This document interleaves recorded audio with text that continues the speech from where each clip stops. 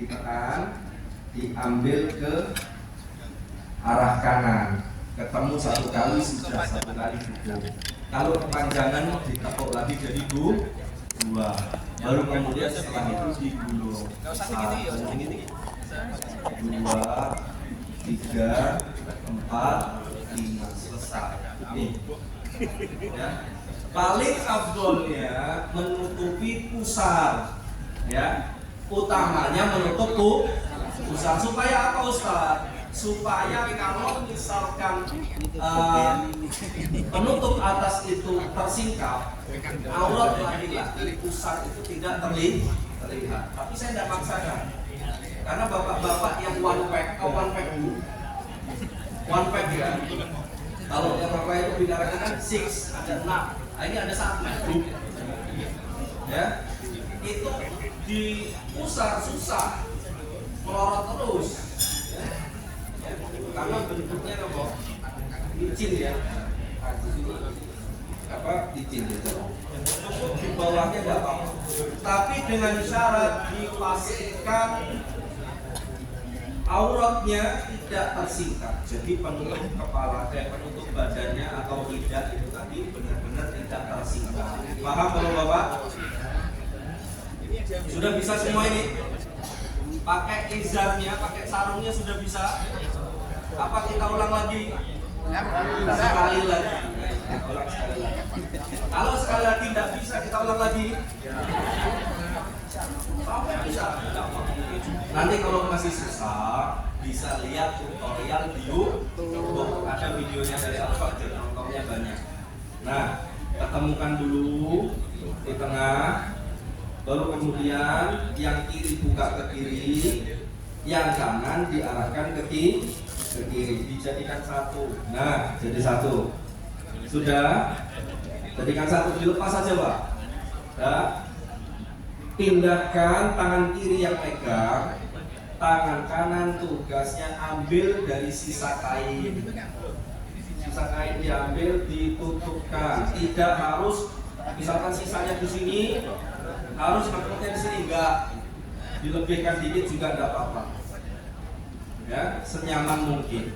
Baru kemudian disesuaikan, kemudian ditutupkan seperti ini, ya. Insya Allah kalau seperti ini tidak pakai sapu pun tetap aman, karena lidah kowik itu tidak ada yang pakai sapu, aman, tidak melorot, alhamdulillah, ya.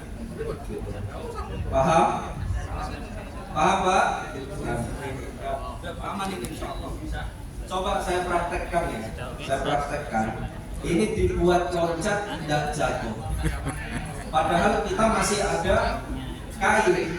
Sedangkan bentuk kain ihram itu seperti handuk. Kalau ketemu kulit langsung lengket. Iya benar Pak? Ketemu kulit langsung lengket. Ya. Jadi kalau seperti ini aman insya Allah. Ya. Aman. Untuk melangkah, coba ini contoh ya Pak. Saya buka lebar ini. Kelihatan enggak? Enggak. Tapi tadi kalau enggak ada penutupnya tadi akan kelihatan. Atau bahkan dengan duduk di kursi bis. Nanti ustadznya mandu ke arah belakang. Ayo Pak, apa itu Pak? Makanya kita ajarin seperti ini biar enggak ada yang terbang. Baik. Selanjutnya bagian atas. Coba diperhatikan lagi lidah.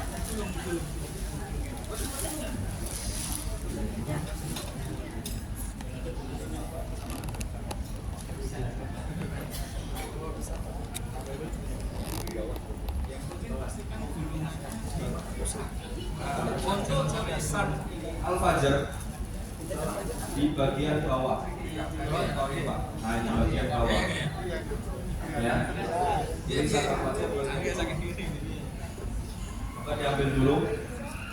Dan untuk ridahnya bagian atas. Sebenarnya bebas ya, makainya gimana aja bebas. Cuman kan kita pengen ketika kita melakukan rangkaian umroh, kita tidak sibuk ngurusin ihram terus. Ya enggak Pak? Ini sudah ngurusin ihram, ibu-ibu gak jolil. Itu bahaya. Kalau yang digandrungi suaminya enggak apa-apa. Lah kan stabil gitu. Stabil. Sudah bawa jamaah izin pula. Baik, hadirin yang dimuliakan oleh Allah Subhanahu wa taala, sudah nih kita pegang seperti ini. Ketemu ya, kanan kiri sudah terpisah ya. Ya. Setelah itu gimana Ustaz? Ambil yang bagian kiri, kita taruh di bagian kanan. Ya, yang kiri di bagian kanan, diselesaikan saja. Ya, ini juga bisa. Atau cara lain gimana Ustaz? Cara lain seperti balikan tadi yang di bawah. Kalau kita tadi pakai sarungnya itu yang panjang yang kanan apa yang kiri? Yang kiri, yang kiri. Maka pakai penutup rida yang panjang yang kanan. Berarti kirinya dipaskan, yang kanan dikasih lebih. Lebih enggak Pak? Yang kiri dipaskan pojok kanan, dipaskan dulu Pak. Nah, nah, paskan. Ya, karena nanti fungsi yang kanan kenapa lebih panjang untuk kunci sebagai pengunci. Kemudian ya kita sesuaikan. Yang kiri kita kita selipkan di bagian pinggang kanan kita. Ada pinggang kanannya Pak. Nah, selipkan di pinggang kanan. Sudah. Masukkan saja, diselipkan. Nyelipkannya gimana Ustaz? Nyelipkannya jangan pakai tangan kiri, susah. Nyelipkannya ambil pakai tangan kanan, selipkan. Jadi tangan kiri masuk dari bawah. Sudah? Nah, betul seperti itu Pak. Kemudian yang kanan ini apa Ustaz? Yang kanan kita pegang pakai tangan kiri, dibantu. Ya. Kita bantu. Terus kemudian kalau kainnya panjang, bisa pakai cara seperti ini. Dilemparkan seperti ini. Selesai.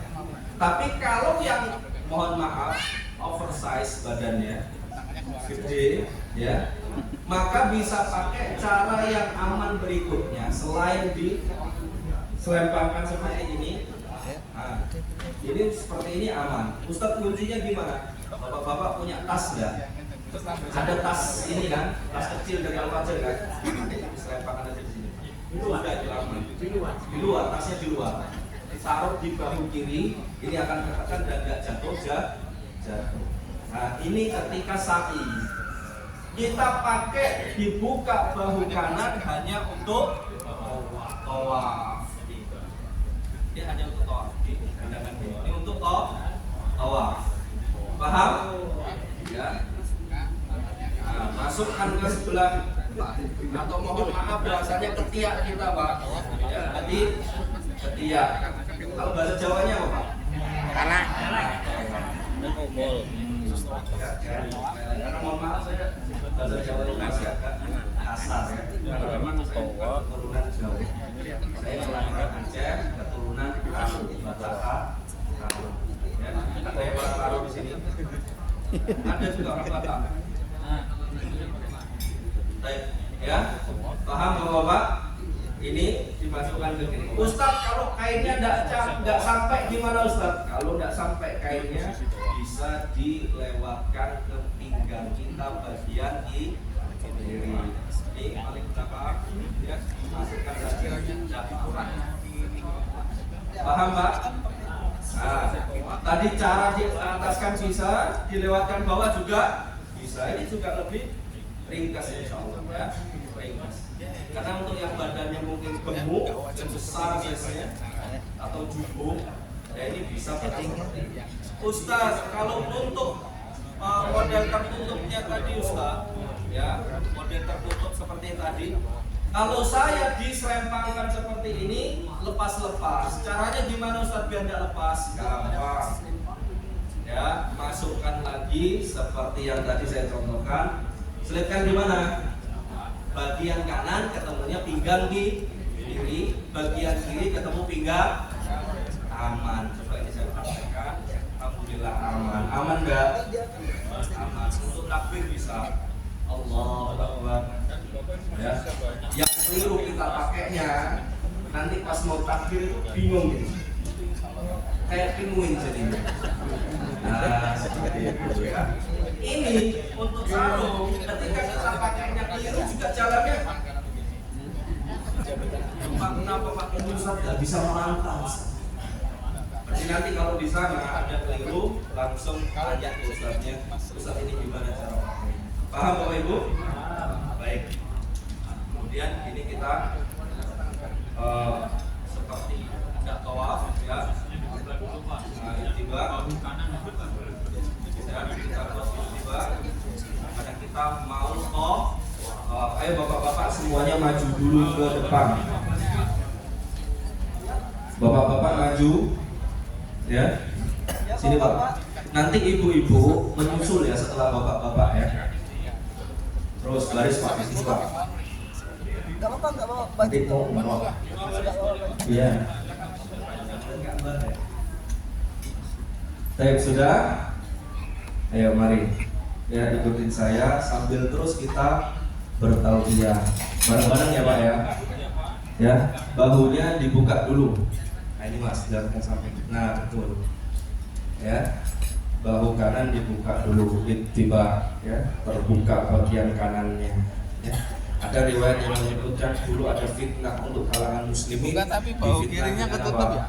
Penyakit kulit dan lain sebagainya sehingga turun syariat Allah, sehingga ketika tawaf ya kita ini bahu kanannya dibuka supaya mereka kuat. Oh, muslim itu kuat, muslim itu bersih ya. Orang saja Allah saja innallaha jamilun yuhibbu jamal. Allah itu indah dan mencintai keindahan. Kita sebagai muslim kuat. Makanya ada syariatnya, sunnahnya yang tadi saya belum sebutkan.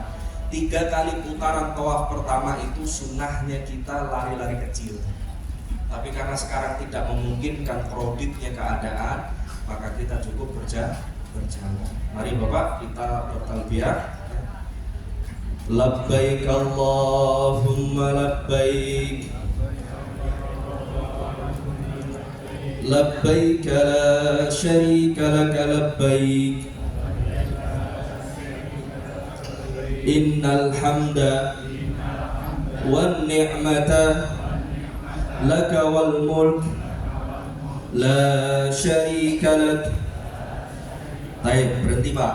Nih, coba dilihat di sini, kita istilahkan ini pintu gerbang atau pintu masuk Masjidil Haram. Maka kita bacaannya doanya apa tadi?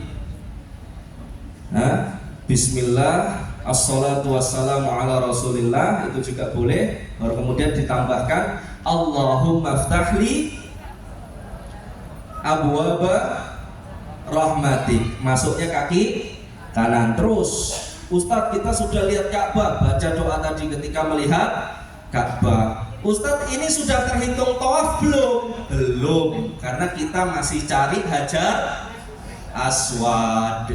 Kita cari terus, muter terus ya, sambil dilihat Ka'bah ya. Terus sampailah kita di sini di Hajar Aswad. Baru nanti kita tinggal memulai. Sejajar Bapak Ibu, sejajar. Bismillahirrahmanirrahim. Nah, Bapak-bapak ambil posisinya. Ibu-ibu silakan, ibu-ibu. Ibu-ibu silakan. Bapak-bapak masuk lagi Pak ke sebelah sana Pak, ke arah pintu. Karena ibu-ibu jumlahnya lebih banyak. Terus. Ya, nanti di sini akan saya jelaskan. Ini boleh dekat ya dekat tiang sini boleh, atau searah dari tiang yang saya tunjuk. Terus ya, masuk saja Pak. Terus ibu-ibu di sini. Ibu-ibu di sini. Silakan ibu-ibu. Ya, ini hanya praktek saja ya. Kalau Ka'bah seperti ini cepat kita insya Allah selesainya.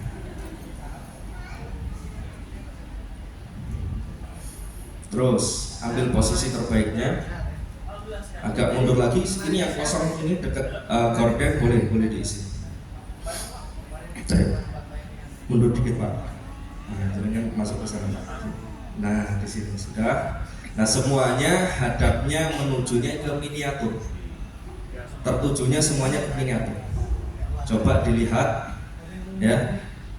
Di sini ini ada Hajar Aswad. Nanti yang sungguhan di Ka'bah itu setinggi kita.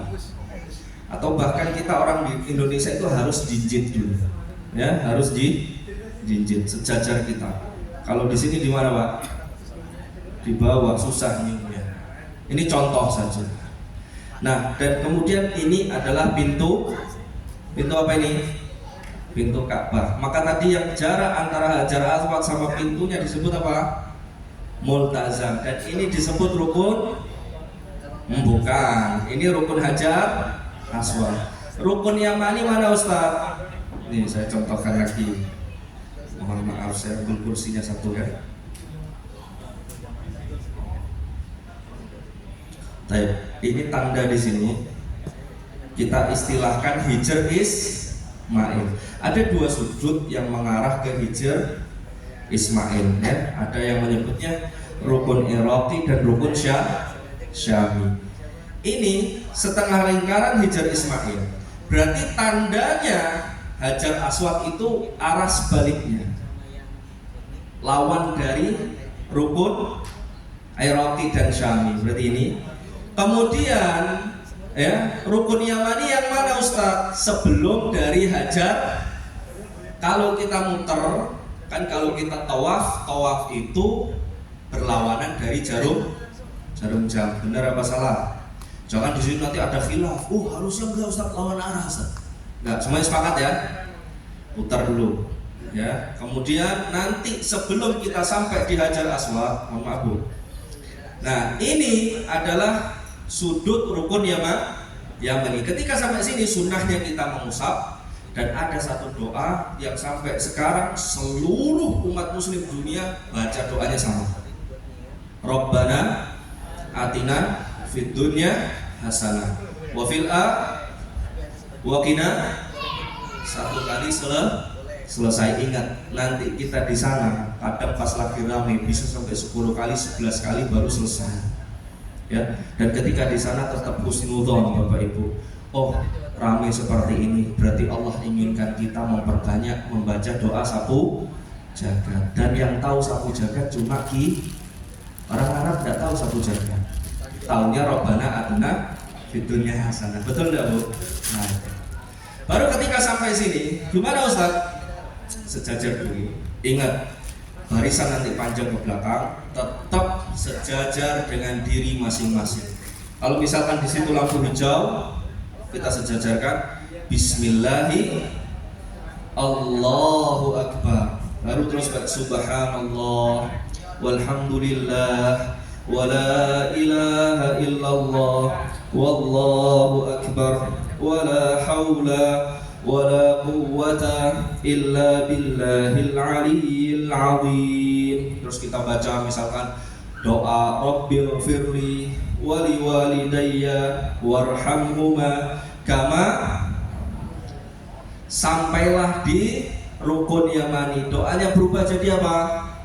Rabbana atina fid dunya hasanah wa fil akhirati hasanah wa qina.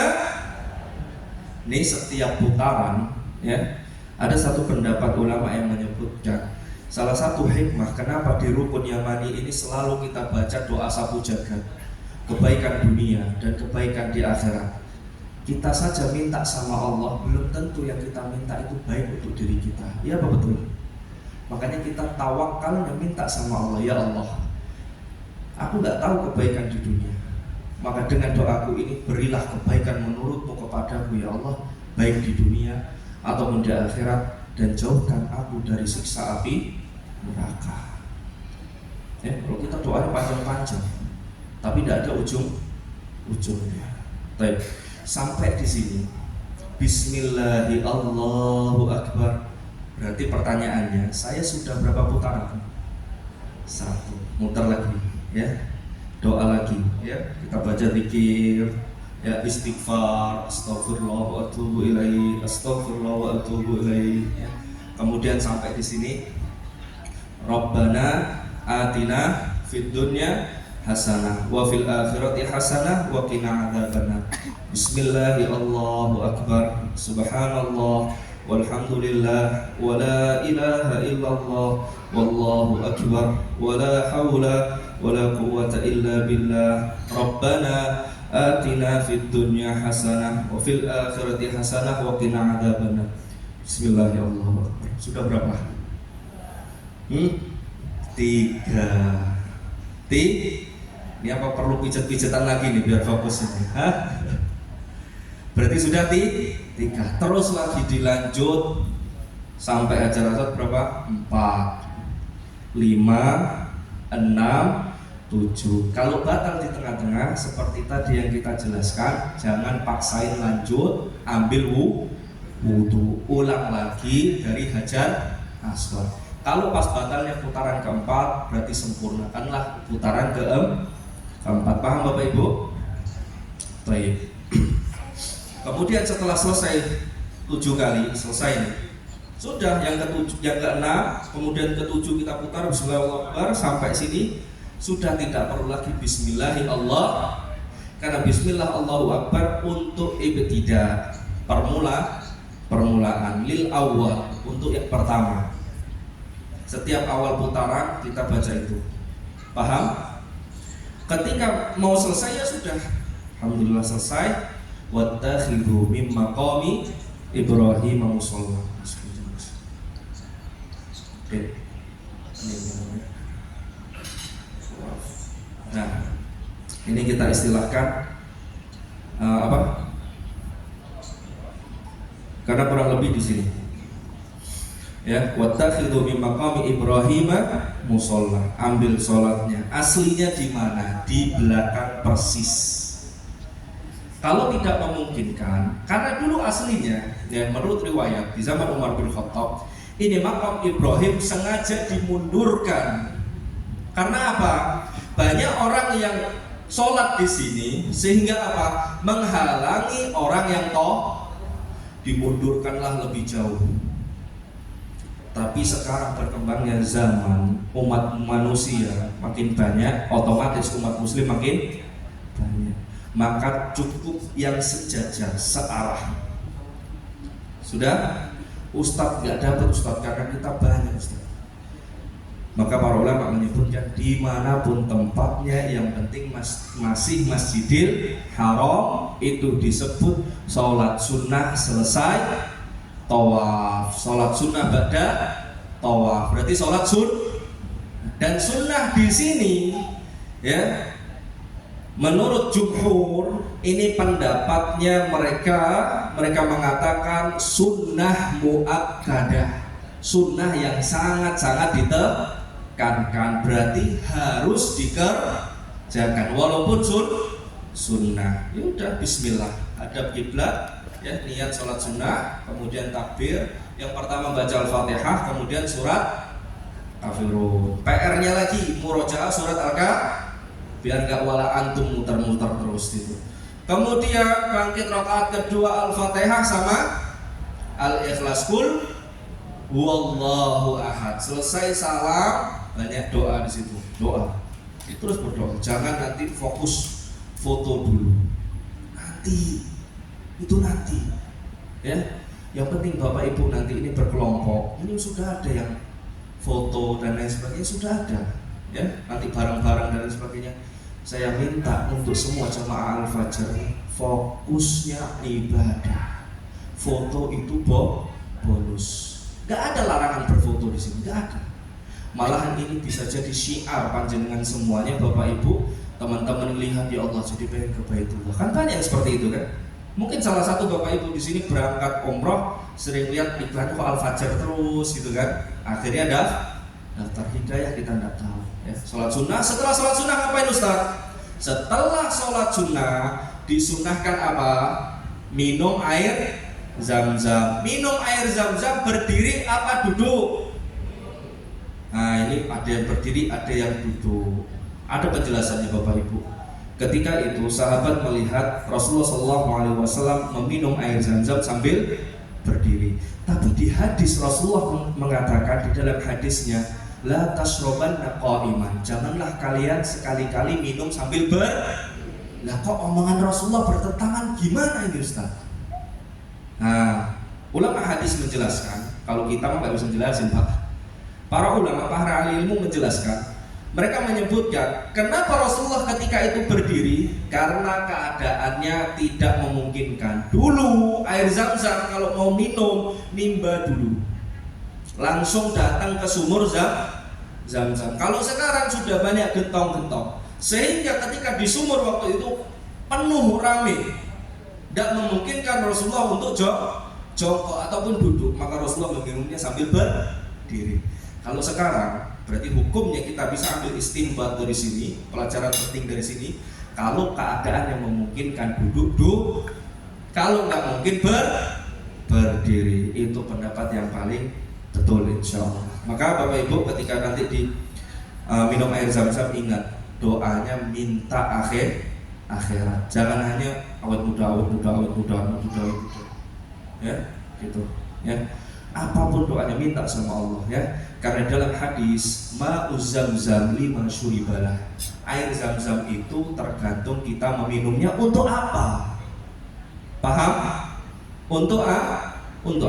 Kalau cuma untuk ngilangin haus, ya sama aja berarti kita minum air Zam-Zam kayak air biasa, air mineral, aqua dan lain sebagainya, sama aja. Tapi kita minum air Zam-Zam ini karena untuk fungsinya kita berdoa kepada Allah Subhanahu wa taala. Ma'uz Zam-Zam lima syuribalah. Setelah minum disunahkan apa?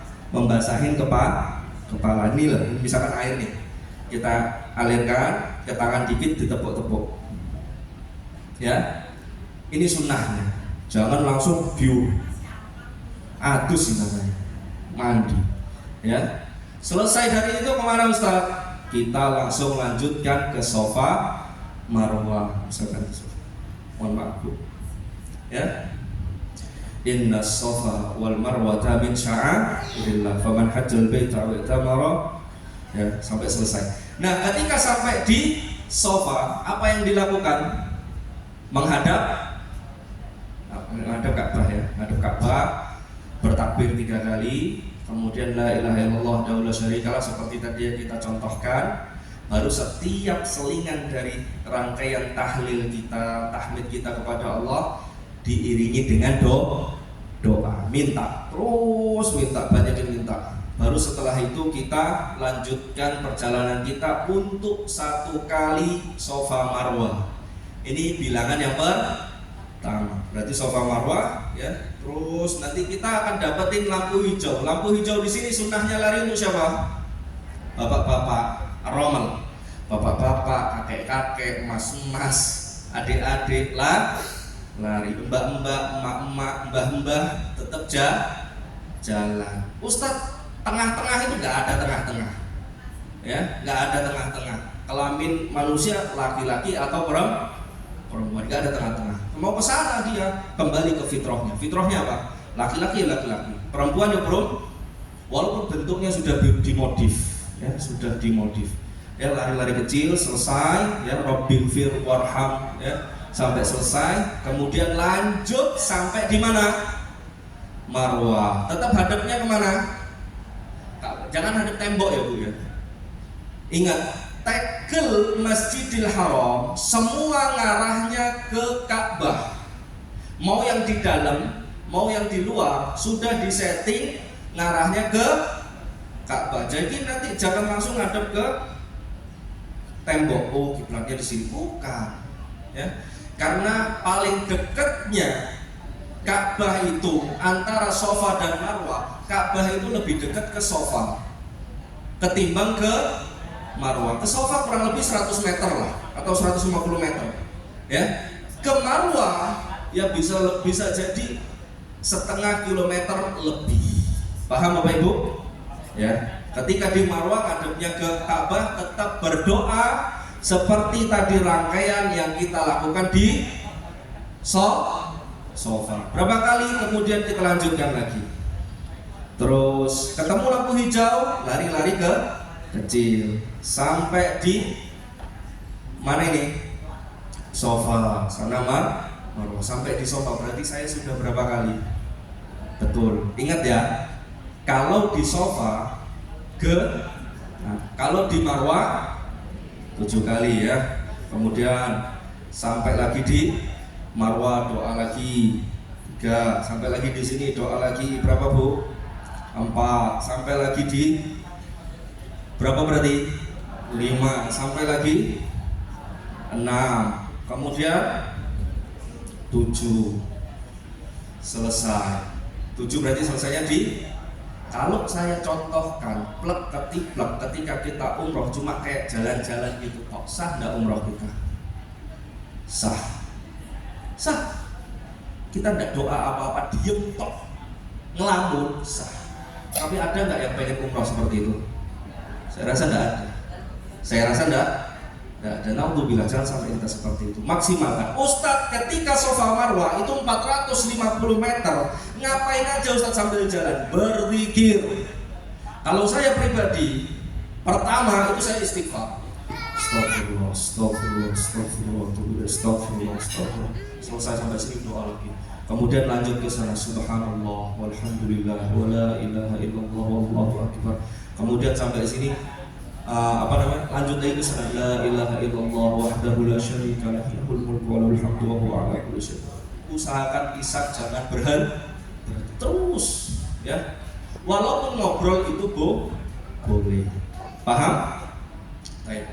Selesailah tadi 7 rangkaian Safa Marwah, selesai. Yang ke-7 masih fokus doa. 7 fokusnya kemana? Keluar untuk tahal. Selesai.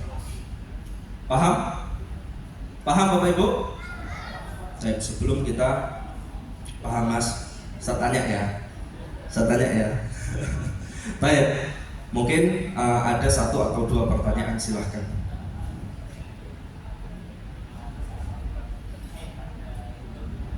Ada? Enggak. Nah, ini saya sampaikan. Itu ijtihad ulama kita di Indonesia. Kalau Bapak Ibu baca artinya, itu luar biasa, dalam banget. Dan riwayat doanya juga sahih. Pakai yang itu boleh. Dan juga tidak ada keharusan harus seperti ini. Yang kedua harus seperti ini. Yang ketiga harus seperti ini. Karena yang mutlak ketika putaran itu, yang paling kuat hanya Rabbana, itu sama. Yang lainnya berbeda. Makanya nanti Bapak Ibu akan dapatin yang India doanya beda, yang Afrika doanya beda. Karena tidak ada ketetapan dalam ucapan ini pertama, ini kedua. Kalau kita mau pakai itu ini ijtihad, usaha dari ulama kita di Indonesia supaya kita benar-benar maksimal dalam umroh. Karena kalau orang Indonesia tidak dibimbing 1, 2, 3, 4, 5, biasanya nopo ngelamun. Kalau yang ibu-ibu ngobrol dia, malah ngatain orang kan gitu. Paham ya Bu ya? Nah gitu. Kemudian selanjutnya, ini sudah zuhur belum? Sudah ada belum Pak? Sudah ya. Baik. 1 lagi sebelum kita cukupkan. Oh, ini tidak ada pertanyaan. Masya Allah ya. Hah? Ada? Itu mana Pak?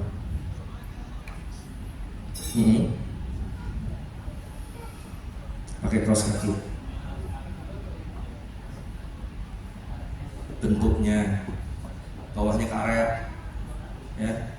Kalau saya katakan alas kakinya harus ban Toyota, bisa enggak? Jadi nggak ada keharusan mau bawahnya karet ya, mau bawahnya terpal pun sekalian. Alas kaki ini hanya wasilah ya, wasilah. Begitu juga untuk bapak-bapak ya. Kalau misalkan bisa menjamin alas kakinya suci, bersih, mau nggak dipakai? Kalau nggak bisa menjamin, ya sudah, lebih baik dilepas. Cuma ada keharusan untuk ibu-ibu harus pakai kaos kaki, karena kaki termasuk aurat. Kalau bapak-bapak enggak, kakinya enggak termasuk, enggak ada istilahnya kita lihat kaki bapak-bapak. Kalau perempuan kan beda, karena perempuan itu syaitan banyak menghiasi. Coba aja ya, coba dites. Mbak-mbak pakai pakaian modis, kemudian bapak-bapak dari belakang sambil ngeliatin bapak jalannya lenggak-lenggok, terus nilai ini gadis apa janda Pak? Nggak ada mbak-mbak, bapak-bapak pasti bilang gadis ini Ustaz, jalannya kayak gitu rapat. Ini syaitan.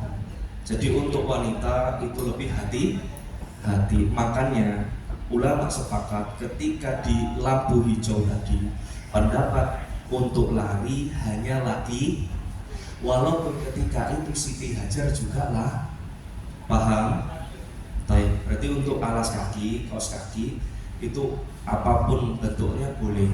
Yang penting suci. Nah kalau bapak-bapak bisa menjamin tadi kesucian alas kakinya, monggo. Kalau tidak bisa, lebih baik dilepas. Karena Rasulullah pernah dalam suatu riwayat sholat bersama para sahabat, kemudian ada wahyu, ya, Jibril mengatakan bahwasanya di alas kakinya Rasulullah terdapat najis. Kemudian Rasulullah melempar sampai semua sahabat ngikut. Lah, kok pada melempar semua?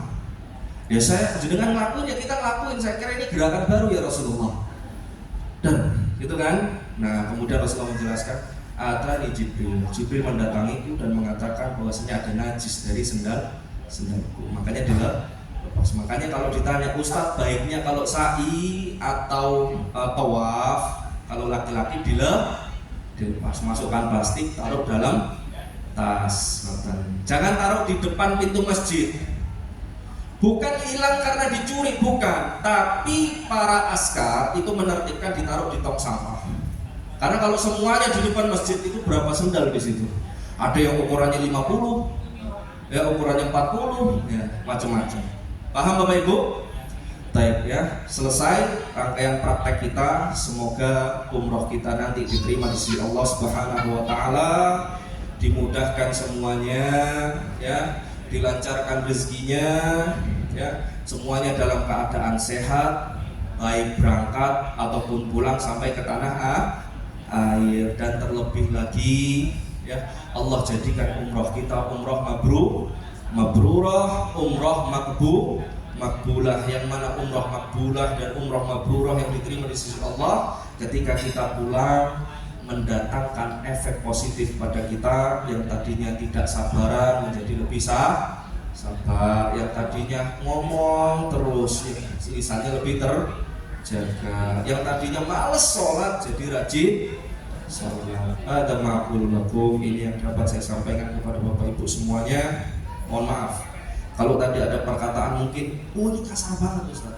Mohon maaf, saya bukan asli Jawa, ya, cuma ikut-ikut Jawanya, ya. Jadi mohon maaf, itu bukan dari kesengajaan. Kalaupun ada khilaf, itu datangnya dari pribadi. Kalaupun ada benar, pasti dari Allah. Yang dapat saya sampaikan, kita cukupkan sampai sini. Kita tutup dengan doa kafaratul majlis. Subhanaka Allahumma bihamdika asyhadu an la ilaha illa anta astaghfiruka wa atubu ilaik. Assalamualaikum warahmatullahi wabarakatuh.